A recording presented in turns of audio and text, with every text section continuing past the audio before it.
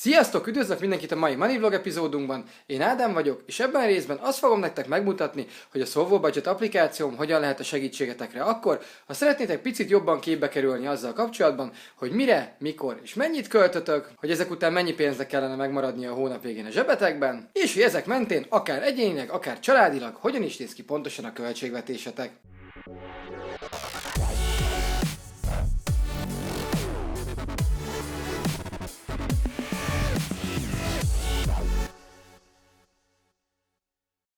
Ugye, aki követi a csatornát, ő már találkozhatott az applikációval, ugyanis januárban és februárban is meséltem nektek arról, hogy több hónapnyi fejlesztés után végre elértünk odáig, hogy akkor a Solvót sikerült piacra dobni, és hát azóta rengeteg ötletet küldtetek nekünk, rengeteg fejlesztési javaslatot, beszámoltatok hibákról, és ezeket mi mind-mind nagyon-nagyon hálásak vagyunk, és tényleg rengeteg ilyen építőlegű kritikát, tanácsot, illetve ötletet kaptunk tőletek, amiknek köszönhetően nagyjából úgy március végére tudtam azt mondani, hogy az első fázissal elkészültünk. És innentől kezdve hát nem volt más hátra, mint előre, elkezdtük a marketingét az applikációnak, és ennek köszönhetően május elején ott tartunk, hogy már több mint 1000 aktív felhasználó van a Solvo Budgetnek, amiért nagyon hálás vagyok, és köszönöm szépen nektek a bizalmat. Aki pedig még nem találkozott az appal, illetve nem olyan rendszeres látogató itt a csatornán, neki egy gyors beszámoló, egy gyors összefoglaló arról, hogy mi is a Solvo Budget, és hogy miért kezdtük el egyáltalán. Gyanítom, nem vagyok egyedül azzal, hogy 2022-ben a coin megszűnése után addig több évnyi felhalmozott adattal a költségvetéseimről, ott álltam, hogy akkor tök jó, a coin után keresni kellene valami más opciót,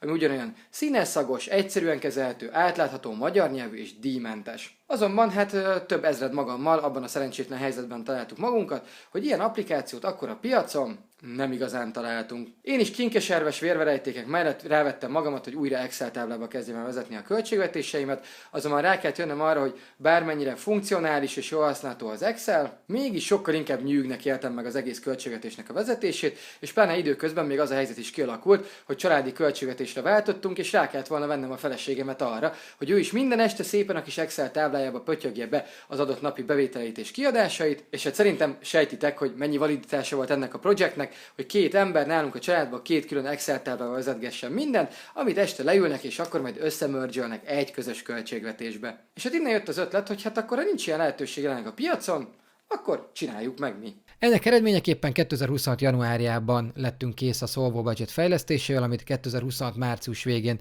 dobtunk a piacra, és amiről tényleg azt mondhatom, vagy én legalábbis merem azt gondolni, és remélem, hogy jelenleg az egyik leginnovatívabb és legkönnyebben használható költségvetés tervezővezető applikáció a magyar piacon.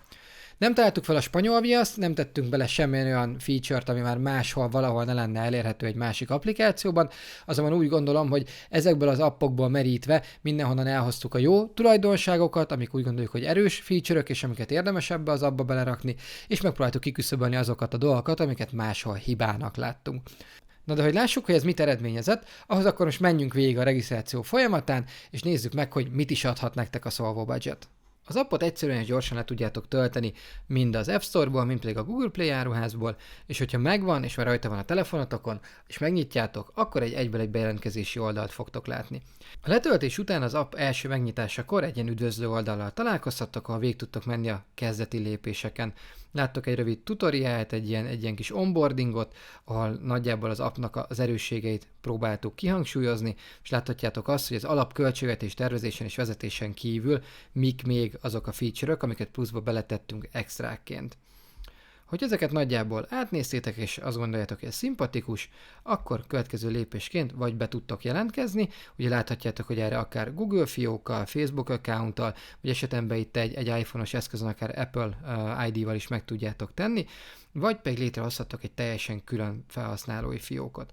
Én most itt be fogok írni egy-két adatot, ha bár ugye már van fiókom, de létrehozunk egy újat, egy másikat, egy másik e-mail címemmel legyen, ami még nincs megadva, és már mehetünk is tovább.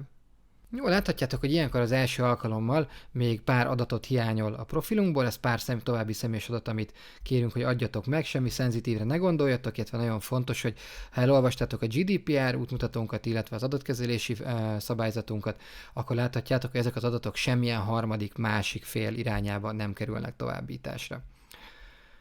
Jó, Láthattok itt egyébként prémium feature-öket is, erről meg később beszélni fogunk, de hogyha rányomtok ugye erre a kis gombra vagy ablakra, akkor a beállítások fület fogjátok egyből látni, be tudjátok állítani az értesítéseket, hogy Face ID-val be akartok elépni. Láthatjátok, hogy van itt a beállítások fülből van lehetőség adatok exportálására, és az adatkezelési tájékoztatót és szerzősi feltételeket is eléritek itt, ahogy láthatjátok. Na, adjunk még meg egy pár személyes adatot. Ugye láthatjátok, a beceneven túl egy teljes név megadására is van lehetőség. Oké, megadhatom a nevemet, nagyon PC-k vagyunk még, nem csak férfi-nő, hanem egyéb kategóriát is meg lehet adni. Születési dátumot, és meg a jelszót is itt tudjátok módosítani. Oké, elmentettük a további adatokat, még a telefonszámom kimaradt. Oké, akkor tolunk egy mentést, és ha visszajövünk ide, akkor láthatjátok, hogy már el is tűnt ez a kis ablak. Na, hát innentől kezdve az applikáció dashboardjával találkozhattok, de mit is láttok itt? Ugye a tetején látjátok, hogy a havi és az éves nézet között tudtok választani, illetve cserélni. Ez azért fontos, mert bármilyen adatot is néztek majd a későbbiekben, azt mind havi, mind pedig éves nézetben vissza tudjátok vizsgálni. Ugye látjátok, hogy egyenlőre egy alapzseb van előttetek, amiről majd lehet váltani másik zsebekre, de ez pontosan hogyan néz ki, és hogy miért, meg hogyan, arra majd később fogunk beszélni. Ha tovább jöttök, akkor egyenlőre egy üres mezőt láttok, vegyünk fel gyorsan adatot, és nézzük meg, hogy ez hogyan módosítja itt ezt a dashboardot. A képernyőn lévő kis plusz gomb megnyomásával beírhattok bármilyen összeget, ez legyen most 5000 forint, és láthatjátok, hogy fönt a tetőjén választhattok a bevétel, illetve a kiadás mező között. Rengeteg alapkategóriát adtunk meg, ha belenéztek lakhatástól kezdve közlekedésen át, adóig, élelmiszer, szerencsejáték, képzés, hobbi, étel, most nem sorolom végig az összes kategóriát, nagyon sokat láthattok itt, amit mi előre felvezettünk, és emellé különböző egyedi custom kategóriákat is tudtok még felvezetni. Legyen ez az 5000 forint, ez mondjuk egy közmű kategória, akkor ezen belül még további alkategóriákkal is találkozhattok. Ez nem mindegyik kategóriánál fog megjelenni, de a legtöbbnél, ahol tudtunk, ott tovább bontottuk ezeket a kiadáselemeket. Legyen ez mondjuk egy 5000 forintos villanyszámla most. Megadhatok neki egy dátumot, mondhatom ezt a mai nappal fizettem ki, ez egy mai napi fizetési tétel volt, illetve amennyiben szeretnék, beállíthatok rá ismétlődést. Akár napi, akár heti, havi vagy éves ismétlődésre is van lehetőség. Én most beállítok erre egy havi ismétlődést, azt mondom, hogy ha bár ez tudom, hogy így nehezen kiszámítható, de mondjuk azt, hogy én havonta 5000 forintot fogok fizetni a villanyszámlámra. Nyilván ez ebből a szempontból nem egy jó példa, mert a villanyszámlám változhat, de amennyiben vannak olyan fix tételeitek, mondjuk egy edzőteremnek a bérlete, vagy egy streaming szolgáltatásnak a havi díja, egy megtakarításnak, biztosításnak a havi összege, akkor ezeket beállíthatjátok ismétlődő fizetésként. Miért fontos? Mert láthatjátok, hogy ebben az esetben itt megjelenik ez nekünk fizetési teendőként minden egyes hónapban, és minden egyes hónapban mondhatom azt, hogy én jelenleg már befizettem, ezt vagy pedig elhalasztom. Mert ugye 30-a a dátum, és innentől kezdve ezt minden hónapra be tudom állítani, ez május 30-án, június 30-án, július 30-án minden egyes hónapban nekem automatikusan fel fog ugrani, és hogyha elmegyek, és azt mondom, hogy befizettem, akkor ez lekönyvelésre kerül ez a tétel, ha pedig azt mondom, hogy elhalasztom, akkor 7 nap múlva fog újra felugrani ez a tétel. És hát láthatjátok, hogy megjelent az első kis tétel a grafikonunkon, vezessünk még fel 2-3 pluszba, hogy lássátok, hogy ez hogyan néz ki akkor, hogyha több tételt is felvezetek ide, hozzáadunk még egy 1000 forintos, még egy 3000 forintos tételt, fontos, hogy ezt most mind külön kategóriákba szeretném nektek felvezetni, mondjuk jussunk el 5 tételig, legyen egy streaming is mondjuk, illetve mondjuk egy utolsó kategóriának mondjuk egy szórakozás. De ez miért volt fontos? Mert láthatjátok, hogy összességében egy 10 000 forint kiadást mutat az applikációnk, viszont ha átjöttök a pie chart nézetünkre, akkor itt már kategóriánként is láthatjátok, hogy ez az itt összegzett 10 000 forint, ez hogyan jelenik meg. Ha rámegyek itt mondjuk a közműre, akkor látjátok, hogy ez 5000 forintot jelent, a kis ikonok mentén is meg tudjátok nézni az adott kategória mekkora összeget, illetve a teljes havi kiadásotokban hány százalékot jelentett, de ezt ugyanúgy eléritek akkor is, hogyha a pie chartnak az egyes kis körcikkelyeit nyomkodjátok. Na igen, de menjünk vissza egy pillanatra. Mi van akkor, hogyha én mondjuk korábbi tételt szeretnék felvezetni? Nagyon egyszerű, semmi gond nincs ezzel. Mondjuk én azt mondom, hogy ezt márciusba teljesítettem ezt a vásárlást, csak elfejtettem felírni. Hoppát, akkor van egy jó hírem, mert az elmúlt hónapok kiadásait is fel tudom vezetni utólag.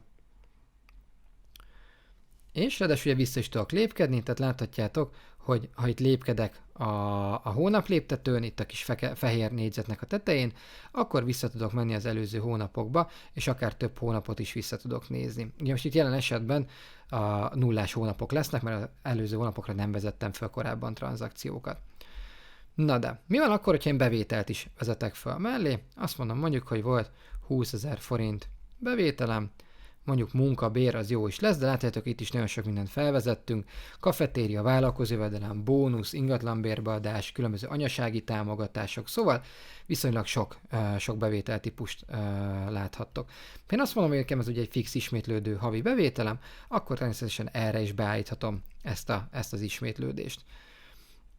Oké, és vezessünk fel mondjuk még egy márciusit is, azt mondom, hogy ott is ugyanezt a 20 000 forintot kaptam meg bevételként.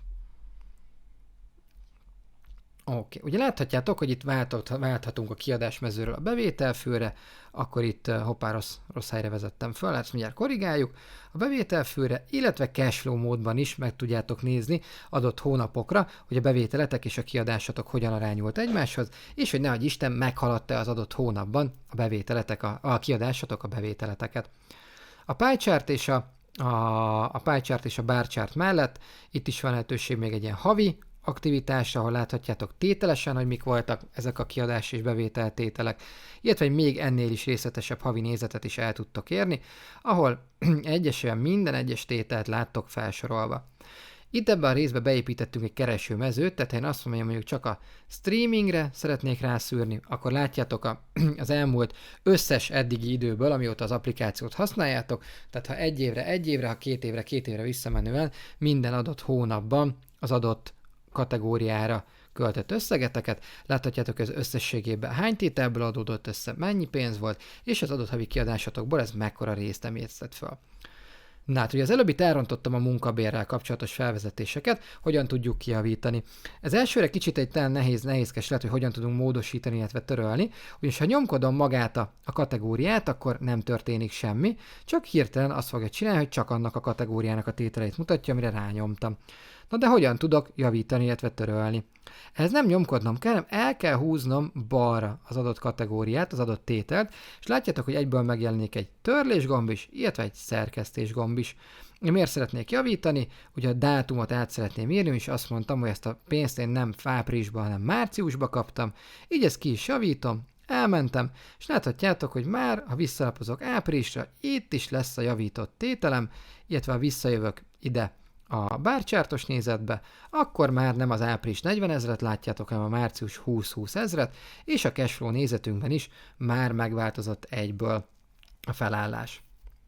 Nagyjából ez az applikációnak az alapja, amit láthattok, tehát ez a rész szolgál magára a budgetingre. Én úgy gondolom, hogy tényleg egy viszonylag könnyen átlátható és színes szagos appot tudtunk összehozni.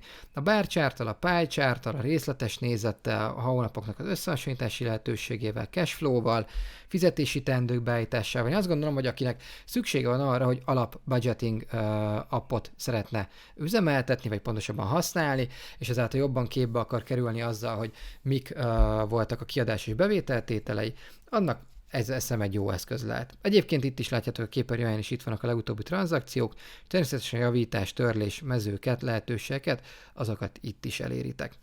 Na de miket tud még az applikáció? Egyrészt látjátok, hogy van itt egy megtakarítások fül, ahol különböző investment planeket, befektetési és megtakarítási terveket lehet létrehozni. Ha rányomok, akkor azt mondja, hogy hoppá, hopp, ez már egy pro funkció, ugyanis ez az egyik pro funkciója az applikációnak, ami kicsit túlmutat az alapbudgetingen. Mi a másik? Ugye látjátok, hogy az alapzseb mellett lehet új számlákat is felvezetni. Ha új számlát szeretnék felvinni, akkor hopp, megint egy pro funkcióra akadtam. Az appnak összességében 3 pro funkciója van.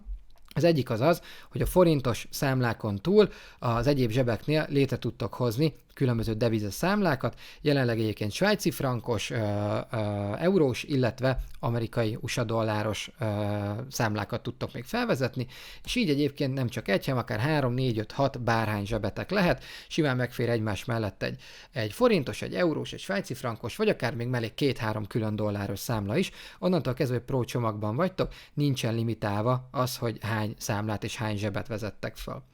A másik egy családi költségvetés, ugyanis meg lehet csinálni azt, hogy egy ilyen accountot többen is tudtok használni, tehát ha a párotokkal, barátotokkal, barátnőtökkel, férjetekkel, feleségetekkel szeretnétek egy accounton belül közös költségvetést tervezni és vezetni, akkor erre is van lehetőség. Mutatok nektek erre egy példát, hogy hogyan.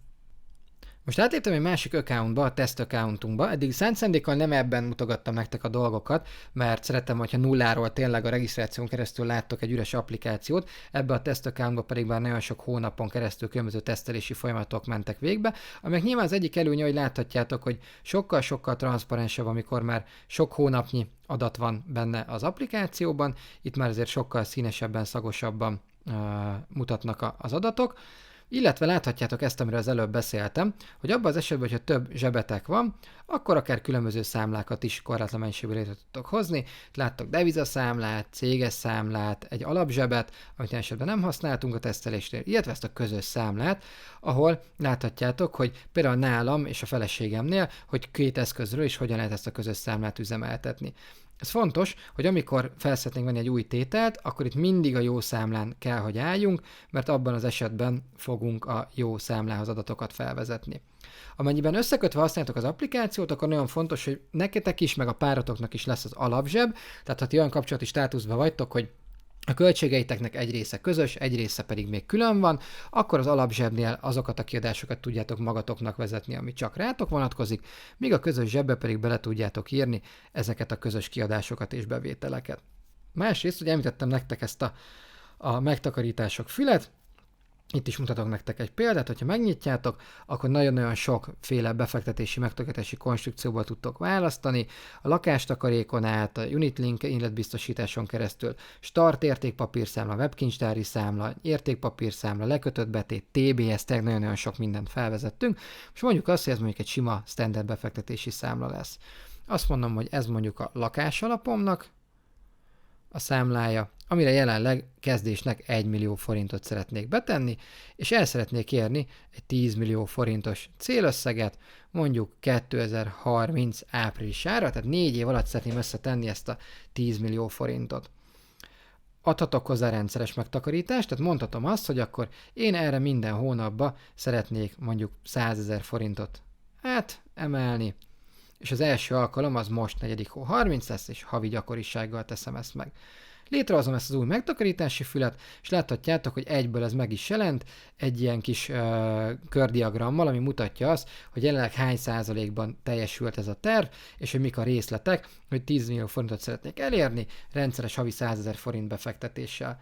Nyilván tudom, hogy hát ez így nem fog elérni a 10 millió forintot, mert hogyha 4 éven keresztül innentől kezdve minden hónapban 100 000-et fizetek be, az csak 4 millió 800 000 forint, plusz a bent lévő 1 millió az 5 millió 800 000, így az egyenleg kezelése gombbal bármikor egyéb eseti berakásokat, hozzárakásokat és kivételeket is tudok kezelni. Na, ha kijövök innen és visszajövök, akkor láthatjátok, hogy már meg is jelent itt a lakásalap. De megnyitjátok újra egyébként a megtakarítások fiat, akkor itt bármikor tudtok rajta szerkeszteni, meg tudjátok változtatni a havi rendszeres megtakarításnak az összegét, ezt le is tudjátok törölni, hogy ti azt mondjátok, hogy már nincsen szükség, szóval utólag is bármikor szerkeszthetőek ezek a fülek, illetve a havi ide átvezetendő összeg, az a fizetési teendőknél ugyanúgy meg fog nektek jelenni minden hónapban, amiket egyébként a kis ceruza ikon alatt láttok itt is, hogy bármikor látjátok összegezve ezeket a havi fizetési teendőket, és ha valamelyik mondjuk már jövő hónaptól nem kell, vagy nincs rá szükség, akkor ezt itt bármikor tudjátok törölni, vagy pedig tudtok rajta módosítani. Na hát nagyjából úgy gondolom, hogy végig tudtam nektek mutatni, hogy miket tud az applikáció. Megtakarítások föl, családi összekötés, devizaszámlák, közös zseb, pie-chart, bar chart, szóval én úgy gondolom, hogy egy viszonylag tényleg transzparens appot tudtunk nektek létrehozni. Szóval én bátorítok benneteket arra, hogyha szeretnétek kicsit jobban képbe kerülni azzal, hogy mire költötök, mennyit költötök, esetleg mik azok a kategóriák, amiben lehet egy picit spórolni, mennyi pénzre kellene megmaradni a hónap végén a zsebetekben, és ezeket milyen arányban és hogyan tudjátok különböző befektetési és megtakarítási tervekre felosztani, akkor próbáljátok ki az applikációt. A videó alatti leírásban, illetve a komment szekcióban megtaláljátok a 90 napos díjmentes Pro tagsághoz elérhető kuponkódokat, szóval ezentén 3 hónapig teljesen díjmentesen, kompromisszumok nélkül tudtok minden funkciót használni az applikációba, és el tudjátok dönteni, hogy vajon nektek megéri ezt a nagyjából havi 1500 forintot az, hogy ezeket az extra funkciókat is használjátok az alapfeature-ök mellett. Na hát én nagyjából ezekkel a gondolatokkal készültem nektek mára, nagyon köszönöm, hogy itt voltatok ma velem, ha tetszett a videó, akkor dobjatok egy lájkot, iratkozzatok fel, töltsétek le az applikációt, és kövessetek más platformokon is. Én még egyszer köszönöm, hogy itt voltatok, és további szép napot mindenkinek. Sziasztok!